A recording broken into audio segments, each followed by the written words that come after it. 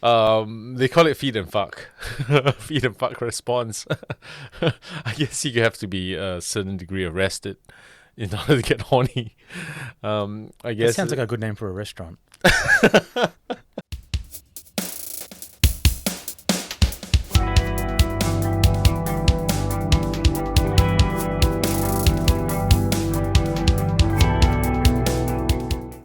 Welcome back, everyone. This is the Balanced Purpose podcast. We have our creaking chair. I don't know why I just said that, but anyway.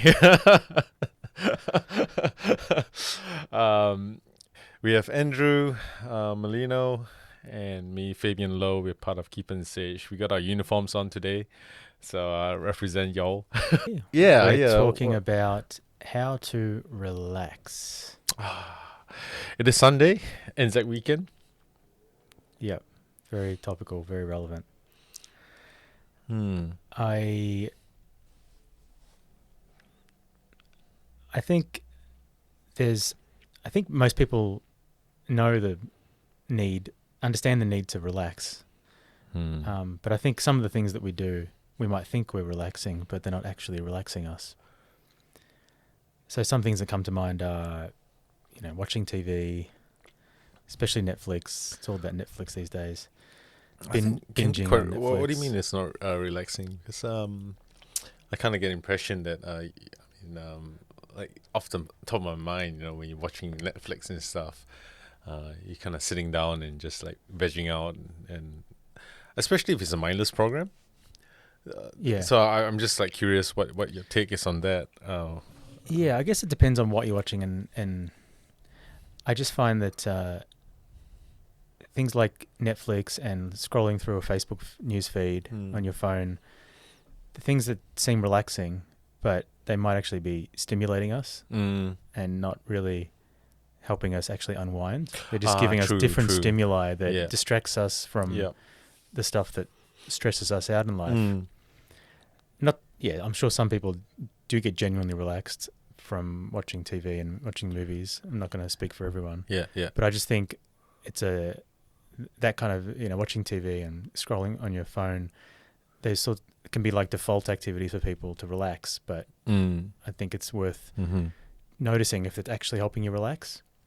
Right. Because sometimes I think it can be stimulating you in a different way, and then it can be hard to sleep. A lot of people talk about how it's, you hear about turning your phone off 1 hour or 2 hours before bed. Like the blue light versus like amber light.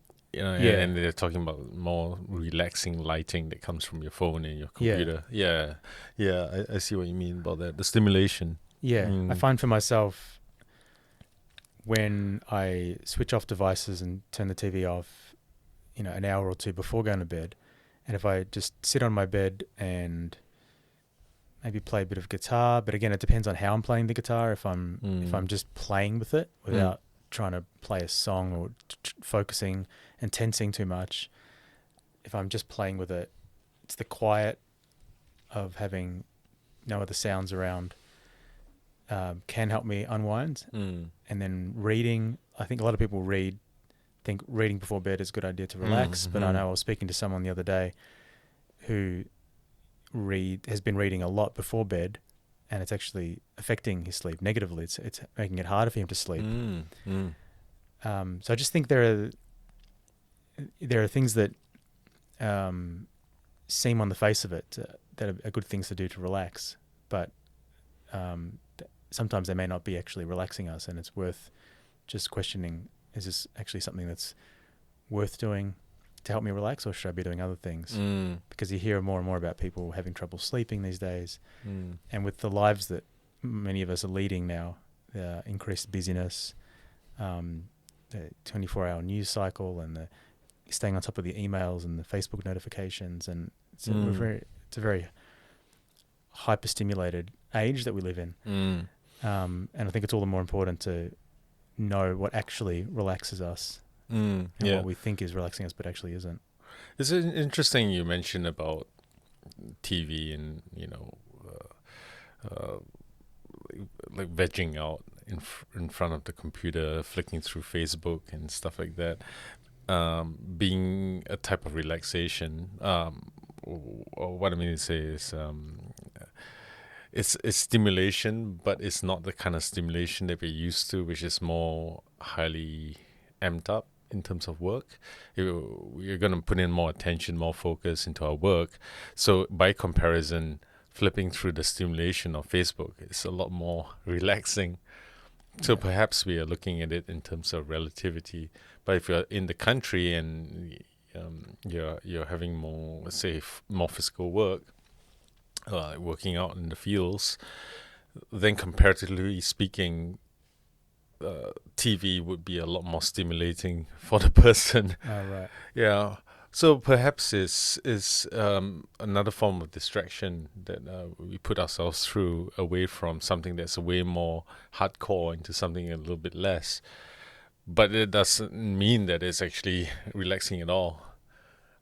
So actually, it's a very good point to consider. How far do we have to go to relax from something that's really, really hyper stimulating? Well, that is interesting, because I've never really thought about it that way. I'm quite interested in the whole concept of like the parasympathetic nervous system. When I'm trying to understand the sympathetic nervous system, which is stress response. When we talk about flight, fight, freeze, fawn, just going back to those concepts again. And then the opposite of that is the parasympathetic nervous system, which is the shutting down of the anxiety or the stress, which leads to more rest and digest. And some people say, excuse the language, they call it feed and fuck. Feed and fuck response. I guess you have to be a certain degree of rested in order to get horny. I guess That sounds like a good name for a restaurant. I want the other thing that's not on the menu. Show me the specials board, please. Yeah, the specials board. Imagine the kind of menu that you get from that. Anyway, so feed and fuck. It really relates to rest as well, and I feel that while we try to understand the deeper nuances of the sympathetic nervous system, I think it's good to also focus on the other side, the parasympathetic.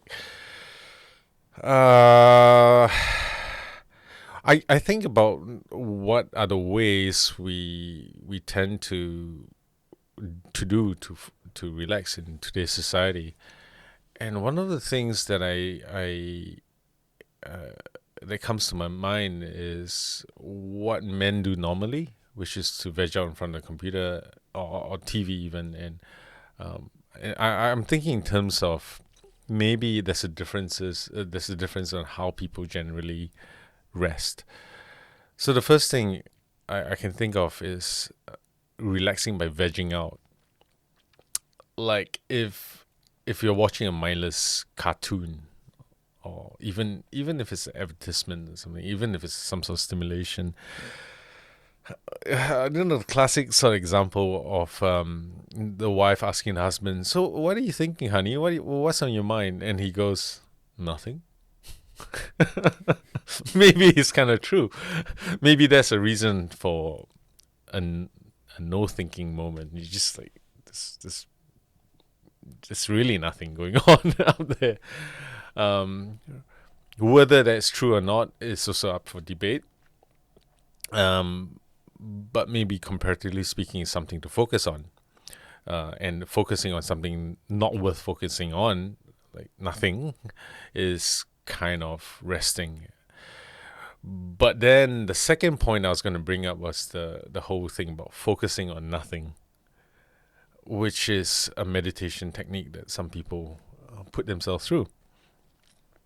I personally don't do that sort of meditation, because the meditation that I'm more trained in is Vipassana, which is a highly focused type of meditation, of observing the little things that happen within your body. Yeah, and your breath. And the breath. Yeah. Particularly sensations.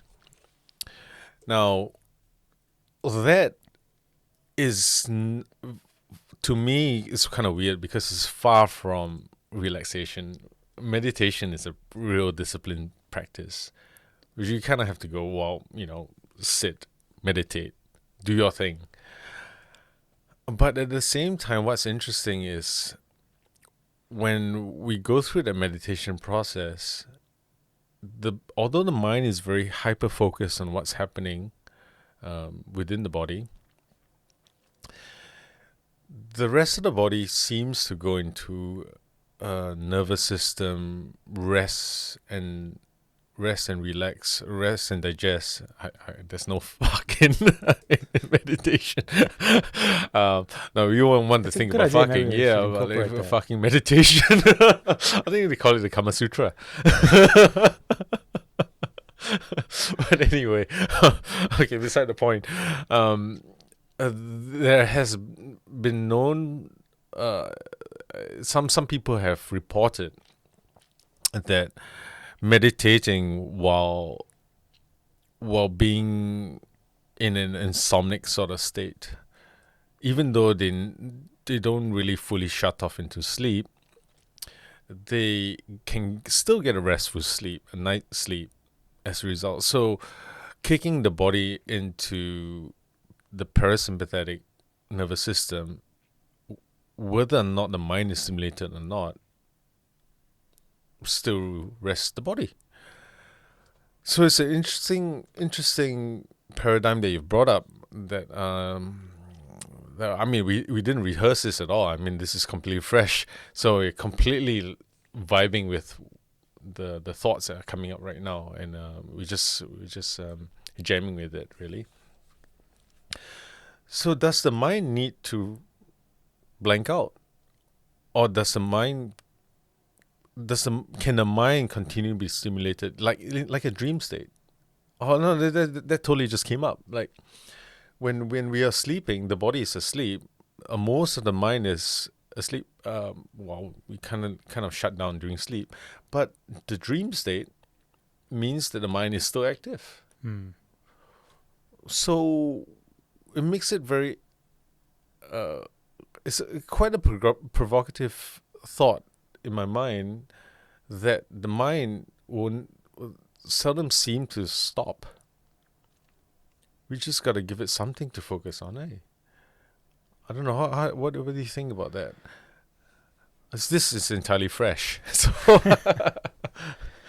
I'm thinking what I'm gonna reveal a lot of ignorance about this topic, but like what happens to the body when it is asleep.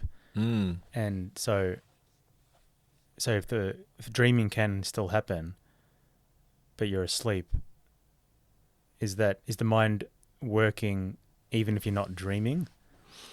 Or are you always dreaming, but there's only some dreams that we actually remember when we wake up, and that's the times that we say, I had a dream, but or are we dreaming most of the time, we're just not aware of it when we wake up? That's a question that came to my mind. Yeah, well, I guess none of us actually know. We're not sleep experts here, but I think that there could be some validity behind the mind dreaming for a particular reason, to process some of the memories that have been through, whether back in the last day, prior to the sleep, or just whatever thoughts have come up associated with the memories that we have. So I mean, I do think that a lot of my dreams tend to revolve around my past, like certain places I've visited before, and some people I've met before, and things like that. And my mind is somehow making sense of that experience, and it's just processing it in its own way. Have you seen that movie Inside Out? The animated one? Yeah. Oh, yeah. We did talk about it, actually. One of the best films I've ever seen. Yeah, and it talked about the dream state as the sleep state as kind of the analogy of, or we can't really have all the memories stored forever and ever. We have to discard some of them. So you discard it into this pile, which just goes away, right? I think that's a great analogy for what goes on. But in the background, for sure, there's something going on in the mind. I used to have dreams every so often that I was still in high school. And the main thing I remember from those dreams, and I had one of these the other day, which was the first time in quite a long time.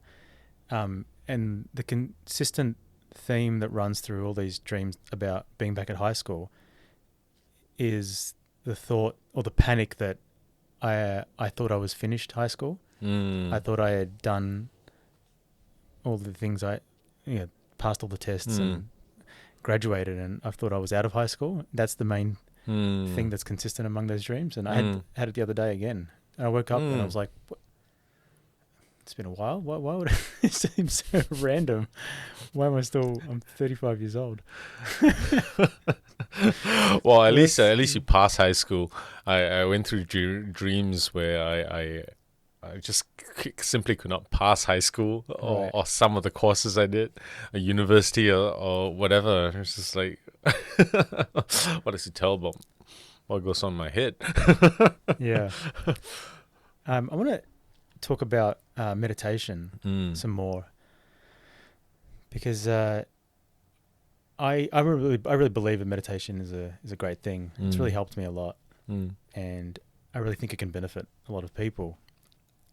I think a lot of people believe it's beneficial but don't want to give it a try, and they give a range of reasons. Often people say they can't just sit still like that.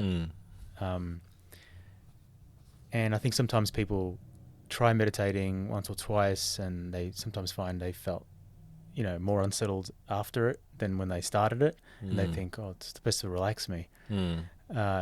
Meditation can be really relaxing and often is, but sometimes it's not, especially if you've got things that you're avoiding thinking about, things that you're anxious about, old memories that you're suppressing, or a whole bunch of things. And I think that's one of the things that makes some people afraid of meditating, is if they finally just sit with themselves,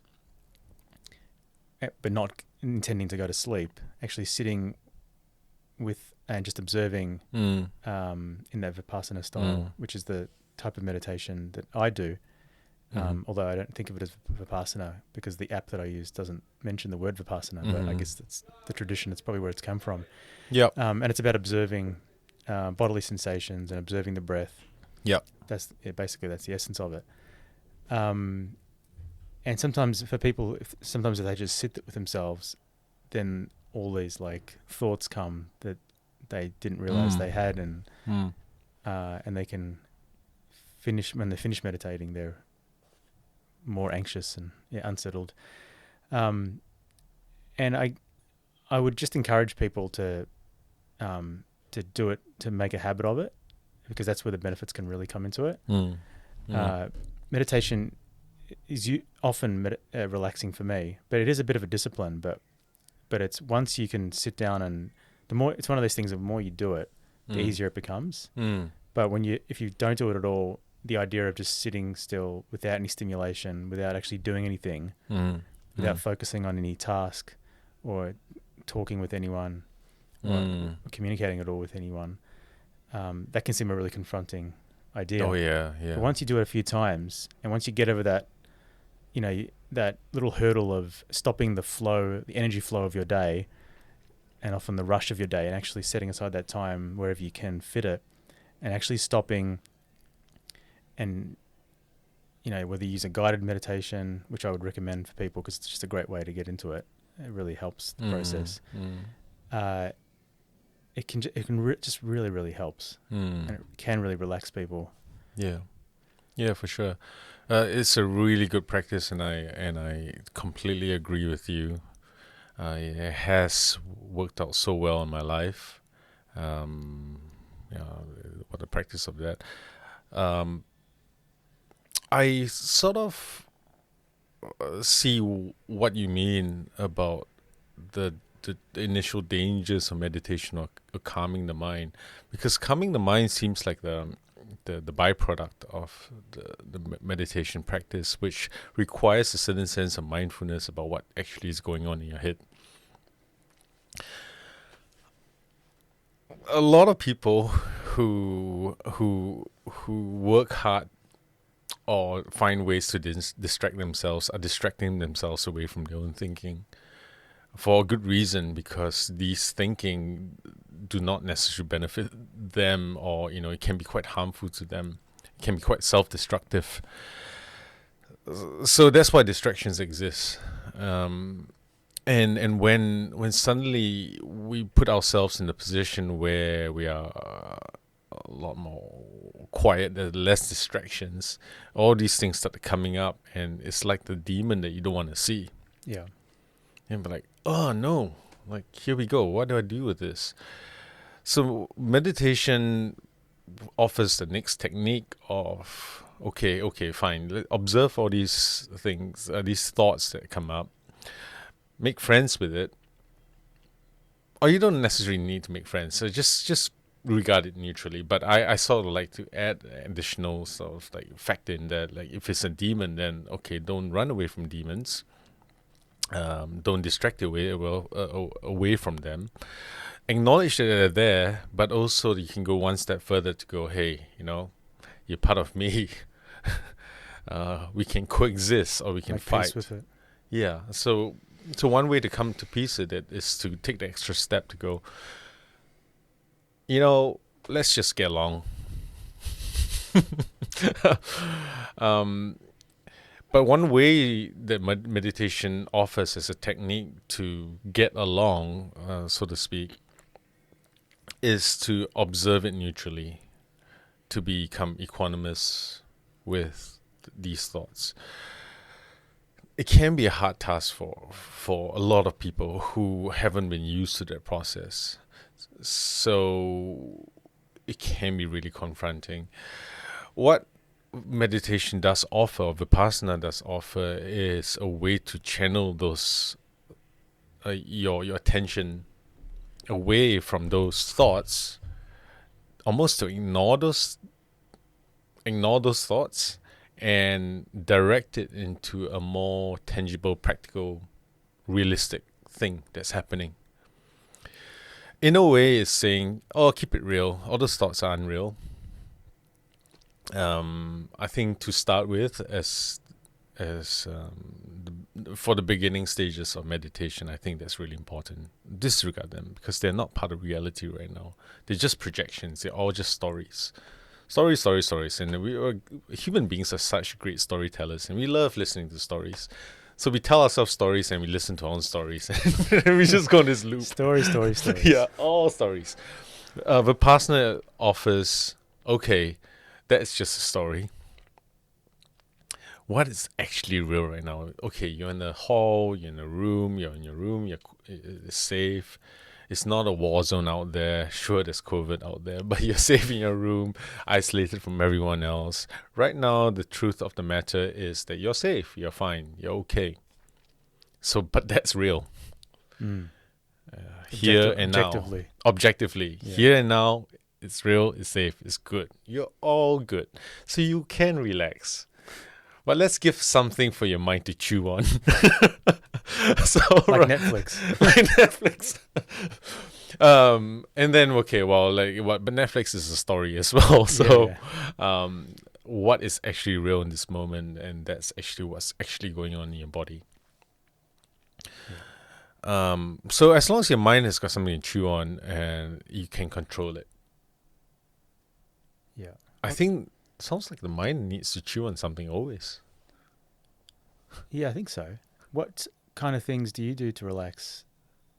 To think about it, what relaxes me? I actually enjoy doing the housework. I do a few things at the same time. I get on my audiobook. I've got my headphones. I put it on. Then I do the housework. I do the dishes. I do the vacuuming. I do all that stuff while listening to a book. Yeah, and now the thing about it is highly stimulating, because I'm listening to an audiobook. Yeah, especially the books that you listen to. from what you've told me. Like, Yeah. I'm on Jordan Peterson's Map of Meanings right now. wow. Oh, Okay. well, that one needs some serious concentration. Yeah, I've only heard about it. I haven't. Yeah. And it's a long one too. Um And it helps you relax. well, yeah, that one requires a bit more concentration. But some of his other books are along those caliber, the caliber of writing, like 12 Rules of Life, it's a lot more accessible. So I find it more relaxing in comparison. And then I'm doing stuff around the house, which sort of like puts things in order. One Yeah. of the rules of life. Make your bed, stuff like Yeah. that. I find that process helps to organize my mind, and that relaxes me. Whereas the chaos that I find in this world when I've got dirty laundry everywhere and stuff just kind of puts me on edge. So in a weird way, I'm doing stuff, but it relaxes me. Active relaxing, is that what they Yeah. call that? In a weird way, I find that even doing a workout, exercise, it's a lot of exercise is anything but relaxing, but it does put me into a state of relaxation after. Yeah. And some people enjoy walking for relaxation. So I did Long Bay this morning. Long Bay walk on Auckland's North Shore. It was about 2 hours in total, there and back. The conversation I was having with the guy that I went with was pretty stimulating. But the walk, it's only a couple of hours, but it's pretty tiring because there's a lot of ups and downs. And, so after I do that walk, I feel my body feels worked out, and that I always feel relaxed after it. This is all a very, very interesting topic. Actually, I never thought about relaxation and stimulation at the same time. How they coexist. I'm glad I could open your mind. Yeah. My mind is blown today. On a final note, I'm, in this conversation and how it relates back to how a lot of people relax is the idea of going away for travel and holidays. We like to think that that's a relaxing thing to do, but going to a brand new place is highly stimulating as well at the same time. And I know there are some people that will argue that going on a holiday is more stressful than actually relaxing, especially when you got family to deal with and all that stuff. So, but yet we still enjoy that process. And then at the end of the holiday, we come back and tend to go, well, we need another holiday from the holiday on top. Yeah, from the holiday. From the holiday. So, for viewers, what do you do to relax? I think this is a very, very interesting and deep conversation because we don't do that enough. The society is very much built towards working and doing stuff. We like to say we are human doings rather than human beings. So how do you be? It's a great topic for even myself to consider because I tend to overdo a lot of things and I keep my life really, really full. I'm sure same as you, Andrew. But this is highly important because we need to rest, we need to relax, we need to recuperate, we need to recover, we need to have quality sleep. And a lot of mental health issues develop out of not having enough sleep, good quality sleep.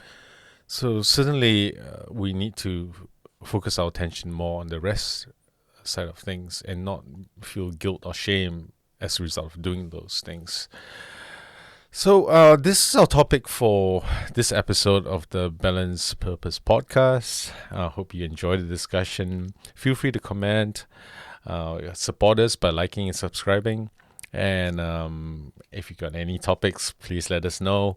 We'll love to discuss whatever comes up.